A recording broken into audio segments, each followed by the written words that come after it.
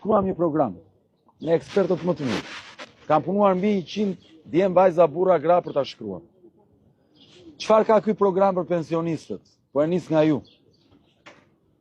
Ky program për pensionistët ka disa pika që ne i konsiderojmë shumë cilësore. E para, kur një vit më parë ne dolëm dhe folëm për pensionin minimal 200 euro, pra ta dyshemen 200 euro në muaj, doli kryeministri, unë nuk shaj kur në politikë, po them disa fakte, doli dhe tha, këta nuk kanë gjë në dorë, ndaj flasin kështu pa teklif, tha, dhe mos i dëgjoni, tha, se po ta kishin si që kam unë në dorë, do flisin ndryshe.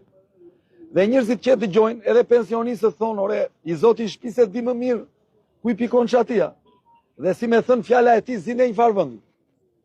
Po e vërteta që ne 200 euro shin, nuk e thamë se na erdi në mëndje që duam tjetë minimumi 200. Pra ata që kanë në fshat sot pensioni mesatar është 111.000 lek. Ndërkohë mesatari në nivel republike është 156.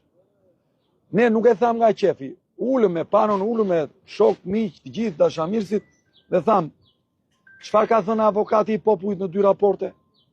Ka thënë që në Republikën e Shqipërisë pa 200 euro në muaj nuk jeton dot. Nuk ma ndot frymën gjallë. Dhe ne e vendosëm si dyshemeja atë që ka thënë avokati i popullit me 2 raporte. Nuk e shpikëm.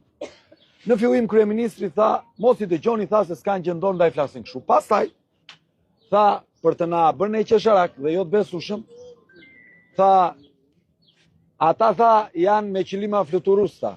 Mos i dëgjoni, tha se janë Aladina, në kuptimin nga këta që thon praua.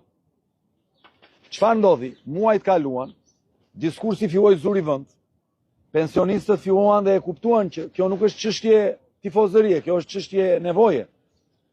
Dhe pasi e kuptoi që po humbiste terren mes jush, sepse me thënë të drejtën, një pjesë shumë e madhe e pensionistëve e kanë mbështetur atë, me thënë të drejtën, apo e kam gabim?